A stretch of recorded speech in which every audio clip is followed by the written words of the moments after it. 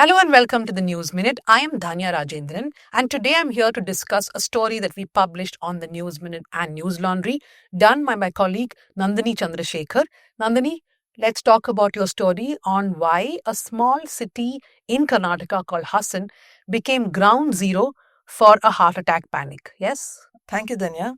We'll discuss what happened in Hassan, what happened during those 2 months. What led to the panic, rather.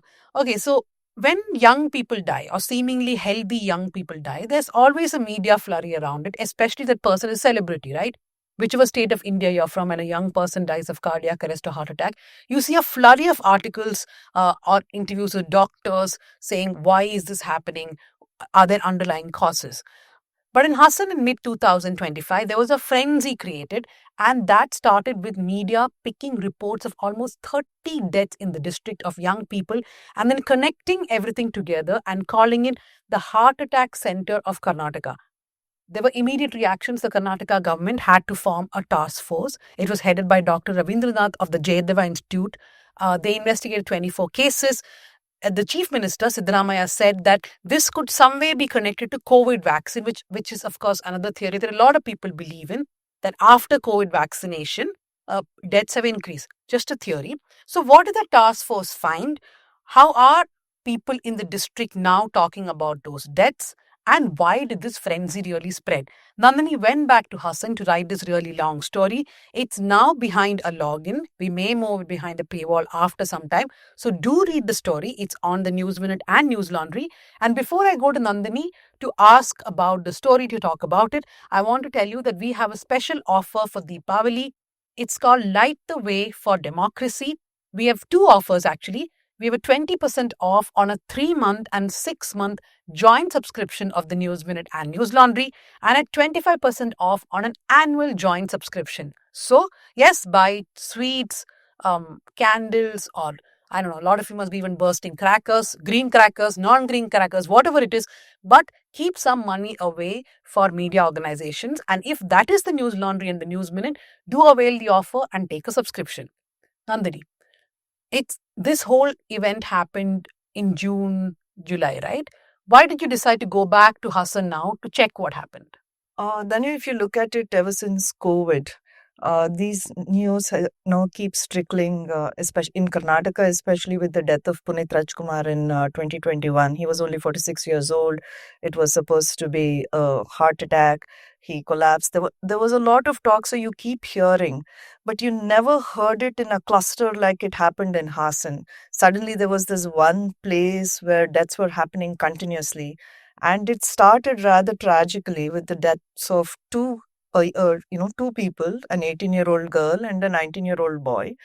The 19-year-old boy incidentally died in Bangalore, but he was a Hassan native, so it was reported as such. They both collapsed dead, and suddenly it caught the public's imagination because the television, the news channels were reporting it as two heart attack deaths, and these were teenagers. If so, and that is how the fear started, and this was in the third week of May. And this frenzy lasted for about 2 months almost. It kept people, new deaths were being reported every day. Nobody knew what was really happening, but everything was called a heart attack. So when you constantly hear that, it does create a fear. It does, make you wonder, oh my God, is this going to happen to me as well? So wanted to look into what this city went through because there was an entire district administration trying to control, figure out what is happening. People were panicking. Uh, it feels like a terrible time, more like almost like during the COVID pandemic, but probably infinitely worse because it was limited to this district. And people suddenly started wondering, oh my God, is there something wrong with the water? Is there something wrong with the food? All kinds of questions. So I wanted to trace what happened and what was the impact on people. There are families who have lost people, what they are going through. So I wanted to just explore this. So, in the beginning, you did speak about Punit Rajkumar, an actor revered by people in Karnataka, especially youngsters. I remember when he died, the shock lasted for weeks, months, and obviously it's still there now. That here is a man who advocated healthy regimes, who believed in exercise, healthy food, whatever, and he had a massive heart attack, right? So, in your story, you talk about how there was a flurry of people going to hospitals after Puneet Rajkumar's death. But what happened in Hassan was even more. There were more people going to the hospital on a daily basis. That's correct. So it was not just Hassan. There was a spillover. Like I said earlier, some people were worried that nothing in Hassan is working right. Maybe it is the Hassan air that is the problem. So there was a spillover in Mysore, Jaideva. There was a spillover in Bangalore. We have to remember Bangalore and Mysore are just 3 hours away from Hassan. They're not very far. So a lot of people. So there was a increase in the number of people coming into outpatient, and they were not coming with any symptoms necessarily. They just wanted to get a health check, a heart check. Which is good, but the point is they were driven by fear. Driven by fear, yes. And at some point, I was also told that people just wouldn't believe. I mean, they had the ECG, they would get tests done. And even when the doctors showed them that, look, everything is normal, you would fine, they were not willing to believe it. Such was the fear. And I could understand it when I spoke to people, because there is a bit of a trauma in some of the people who dealt with, families who were from families where somebody had died, who were in the thick of it. It is understandable, that fear, but it was also a very difficult time for health management. Doctors were very stressed out. How do you convince, if you have 300 people coming to the outpatient every day, suddenly there are 500 people and it doesn't stop. And what do you tell them? Because they don't want to hear you out. So do read the story. Nandini has fantastic anecdotes on what really happened in Hassan at that time. She's spoken to lots of doctors also who had to handle this patient inflow. Don't just watch the video and go away. Read stories. Remember, we believe in the word, in text. So, couple of things. I don't think there's any parallel in any other place, at least in South India, where this kind of a health frenzy happened because of heart attacks and cardiac arrest. I mean, those who are watching, if this has happened in any other place in India, please do write to us. And we'll perhaps I do a story on that too. But it did happen in Hassan. And there was a commission which was made by the government, right? What did that commission do and what did they find? You don't have to tell the entire story, let people read, but at least tell us parts of it. Yes, it was led by Dr. Ravindranath, director of Jaideva Cardiac Hospital. Oh, it was a difficult task for them. They decided to take about 24 deaths that had occurred, not just in Hassan though, although it was specifically for that purpose. Some of them had died elsewhere, like in Bangalore. It was a difficult task for them because postmortems were conducted only in about 9, and even in that, one or two, the reports, they still didn't have the entire report about the cause of death. What they found was pretty much normal rate of death. I mean, they found 4 of these deaths were not cardiac related. One was an accident, one was a suspected electrocution, the other was a road accident. Two others had presented with, history of health issues. So there were about 8 or 9 deaths classified as confirmed cardiac deaths. But Then these there is 18 and probably 19-year-old people who died, the teenagers who died, I mean, it's natural, right? It will worry Yes. when young people die. It is. It is. So, even amongst the young people, the 18-year-old girl who died did have a chronic kidney-related problem. So she was on dialysis, is what I found. And So, are you saying that when the media reported her death, they did not say that she was on dialysis? not initially, though, probably the dialysis part was not entirely sure, but they did know that she had a kidney-related issue. She was also suffering from hypertension. This her family themselves told the media.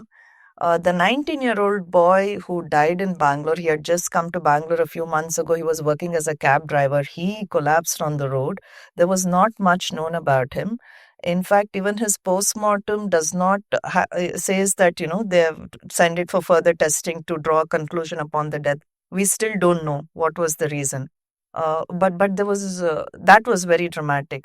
So in the girl's case, they did know, yes. So that is why initially not all media reported it, but it started following up with other deaths, and some were heart attacks. And see, when you collapse suddenly wherever you are, like the one person died in his car, one person collapsed on the road. When that happens, people around panic, they're not necessarily thinking, and you have this term, okay, heart attack. They are not looking into what might have led to it. That is not their job anyway. And, I always say in India, it's always 2 degrees of separation. I was fascinated by the way it reached the media. How does that news come through?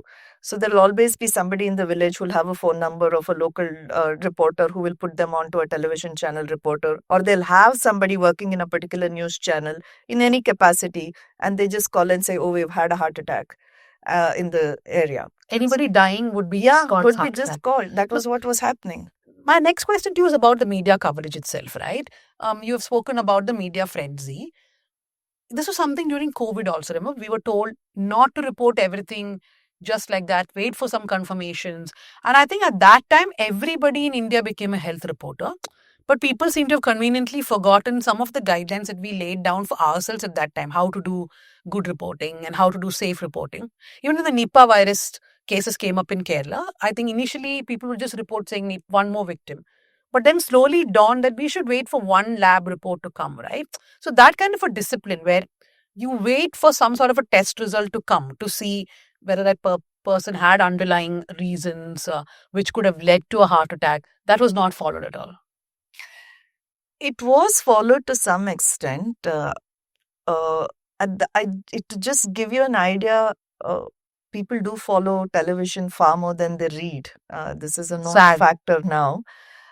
When news like this happens, people are even more, Glued to glued their to the TV sets. television. In fact, a lot of families I spoke to, they kept saying, oh, TV lid bantu, TV lid bantu, which is, I saw this on television. Nobody said I read about it. Sorry to So even say yours, this. they may watch the video and Yeah. not read what you wrote, Nandini. So when I saw a lot of news coverage at that point as well on different channels, on Kannada news channels, on English news channels. So they were reporting this in such a, I mean, when you suddenly say, 15 deaths in 20 days, 30 days, people are going to watch, people are going to get scared. And then you constantly show pictures of, youngsters, old people, or I saw deaths, actual pictures of people killed over in a car. This has an impact. People are not going to think rationally. What I noticed is they had information. Journalists did know what had happened. They had spoken to families. Even these were telecasts. But people are not going to look at that always. People are only going to see the banner, what you're saying, what the anchor is saying. And that was very dramatic and, what do you call this, scaremongering in a way. No, in fact, you have quoted some of the headlines in the story. It said, Hassan serial deaths, horror in Karnataka's heart attack hub, young, fit, and healthy suddenly dead. Now, I would say that yes, we need reporting because if there was really a problem, right, then it is upon the media to tell the government that, look, form a committee. And I think that if that panic has died down now, after what the committee found, basically the committee found no evidence that this was due to any COVID vaccination, and that in many people there was actually an underlying reason why they could have had the heart attack. I think if the media reported that later, we can forgive them because sometimes you see it's like this concept, right? I want to get justice for this person, therefore I will do what I can. I think that also drives the media a lot. There was no such malified intention as such. It's just the fact that it came on top. And may I say, even the journalists themselves reporting was scared at that point. They were, I've also mentioned it in the story about how they themselves went for checks, Health checkups. health checkups at the hospital. And, and it's only after they got the clearance from the doctors that they were relieved. So it makes you feel like that. But when I am told they had also gotten instructions not to cease telecasting these deaths, not spend too much time on verifying the health history of some of the people who had died. This was in the middle. I think in June it was pretty bad. These deaths started in the third week of May, and the task force report came in almost the end of first week in July. And after that, it began to taper off. But June was very bad. But June was very bad, yes. They were, even if they knew the factors, they did go speak to the family. See, when somebody dies and you speak to them hours later, you shove a camera in them and ask, they are not going to make a whole lot of sense, or they are not going to say, oh, they are not going to come out and say, oh yes, this person has did this problem, so we are not surprised he died And or she sometimes died. families don't know if a person is is consuming alcohol, smoking cigarettes, stuff like that. But I also want to like point out that many times I feel like the media does not take very seriously, for example, suicide reporting in India. If you read our stories, and I think TNI, the New Indian Express, also does this very diligently. I don't know if all other publications, but we will. I mean, most of the Yeah. digital media does it. Yeah. Yeah. So we'll have all suicide helplines below. How is that going to help? Is because if somebody's going to get triggered by reading about suicide, then it's better to have these numbers given. That's one thing. There are clear suicide guidelines. There are multiple suicide guidelines actually by different organizations. Some say that you shouldn't say the way in which a person died, which is the reason why at TNM we never write unless there's a suspicion that suicide is murder or there's something suspicious about it. We never write the way in which the suicide happened, and also we don't report student suicides a lot, especially in relation to exam, because then that can trigger something called copycat suicide, the Werther effect. Which I mean, I keep talking about this because remember when that person died in Bengaluru, Atul, and he had blamed his wife. And there were lots of suicides reported immediately after that, where men were dying blaming their wives. And I said that this is basically copycat suicide. I got so much of love on social media.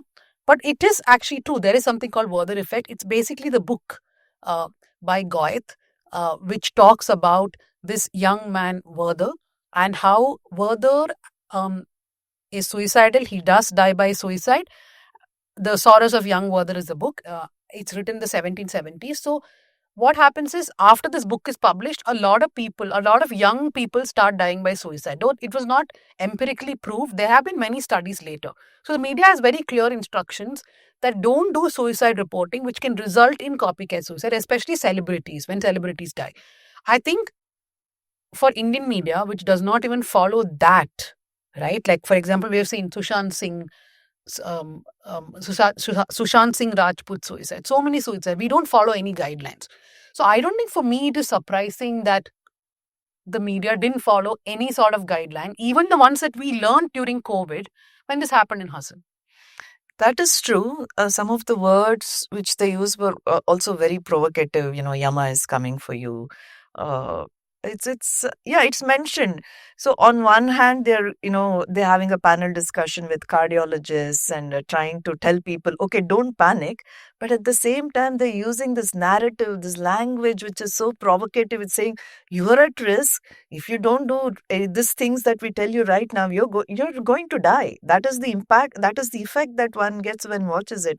That was terrible, and the kind of visuals that are used. The AI of a Yama coming. The number of thankfully I didn't see that. But this whole thing constantly showing these youngsters' faces in constant, and I felt it was even as I was talking to people, even I was seeing this. I started feeling a slight a flutter that, oh my God, this is so serious, it's so terrible. So I can just imagine how it caught on in people's minds that this is very real, something like a contagion is happening, and it's going to catch hold of everybody. No, I think the fear is real. I remember I interviewed a doctor some 2-3 years ago for TNM, and the doctor asked me, do you smoke? I said no. So he said, but you sit a lot. Sitting is a new smoking. So I was so shocked during the interview that I was like, what? And that became like a whole viral meme for us. But after that, I'm very scared. I still sit a lot, but it is now entrenched in my brain that sitting is the new smoking. So I can understand the fear. Anyway, thank you, Nandini. Thanks. Please do read the story, because sometimes what happens is when there's a frenzy in reporting, especially of breaking the news, which we've also done, reported some of the deaths, what Siddaramaiah said, that the committee was formed, the committee gave a report. You have to go back to certain places after a period of time to get that perspective, get the vision of what really transpired. What did people go through? How did the media act? What did the government do? And that will serve us an example of how to and how not to behave in the future. So this story is us essentially looking back at how Karnataka's health system responded, whether it was good enough, how did the media behave, and essentially it's a story about those families who lost those people, and for many of them, they still haven't got any reply. So that's it from me. Do read the story. The link is in the description or in the comments. And as I told you, we have a Deepavali subscription offer. Do not forget to become a subscriber of the News Minute and News Laundry. And when you become a subscriber, you enable someone like Nandini to actually travel to Hassan, stay there for a few days, puncture tire once or twice, come back, and then write her story. So, Nandini, thank you very much. Looking forward to your next story. Thank you, Danya.